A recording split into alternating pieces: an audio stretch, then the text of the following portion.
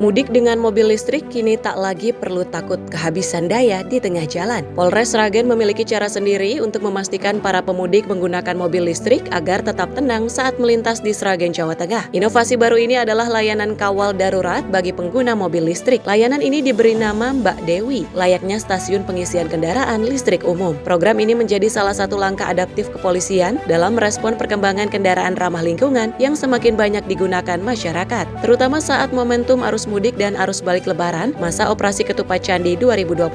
Untuk memanfaatkan layanan ini pun cukup mudah. Pemudik hanya perlu menghubungi call center 110 Polres Sragen atau memindai barcode chatbot Sipolan milik Polda Jawa Tengah. Setelah terhubung ke petugas, anggota Satlantas Polres Sragen akan mendatangi lokasi pemudik yang kehabisan daya kendaraan listrik. Dengan ini pemudik tidak harus datang ke pos terpadu untuk mendapatkan layanan ini. Sukoharjo perjalanan ke Ngawi mau pulang, kemungkinan baterai mobil listrik saya tidak sampai rumah. Saya coba beli di Sragen dan saya diarahkan sama mas-mas yang Sragen sini suruh telepon 110, nanti pasti bantu Pak Polisi.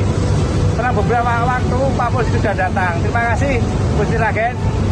Saya bisa memperlanjutkan perjalanan saya ke Ngawi. Terima kasih Pak Polisi. Kapolres Sragen AKBP Dewiana Syamsu Indiasari mengatakan, petugas akan melakukan pengisian daya darurat menggunakan genset berkapasitas 50 kW dengan arus listrik yang stabil dan aman bagi kendaraan. Mobil akan diisi daya hingga kapasitas baterai bertambah 10%. Dalam rangka operasi Ketupat Candi 2026 ini dari Polres Sragen ada sebuah inovasi baru yaitu Mbak Dewi. Mbak Dewi ini merupakan inovasi stasiun pengisian daya untuk kendaraan listrik.